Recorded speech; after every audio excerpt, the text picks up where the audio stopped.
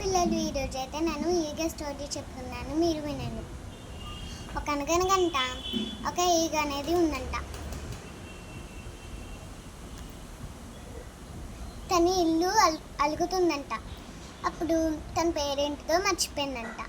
అప్పుడు పేదరాశి పెద్దమ్మ దగ్గరికి వెళ్ళి, పేదరాశి పెద్దమ్మ అన్న పేరేంటి అని అంటుందంట.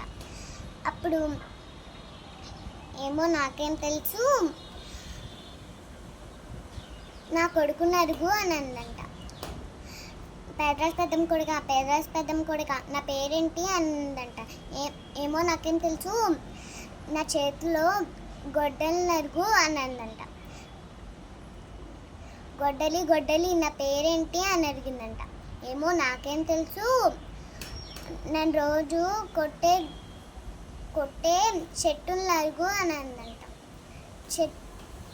చెట్లు నా పేరేంటి అని అడిగిందంట. ఏమో నాకేం తెలుసు అని అందంట. అప్పుడు నా చెట్టు మీద వాలే పక్షులను అడుగు అని అందంట. పక్షులు నా పేరేంటి అని అడిగిందంట. ఏమో నాకేం తెలుసు అని అడిగిందంట.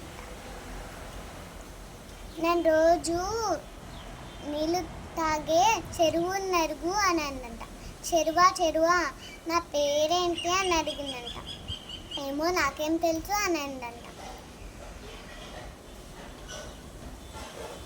రోజు వీడుకునే చేపల్ని అడుగు అని అందంట. చేపలు నా పేరేంటి అని అడిగిందంట. ఏమో నాకేం తెలుసు, జాలేని అడుగు, రోజు మమ్మల్ని పట్టుకునే జాలేని అడుగు అని అందంట. జాలే నా పేరేంటి అని అడిగిందంట. ఏమో నాకేం తెలుసు, మా రాజు నరుగు అని అందంట.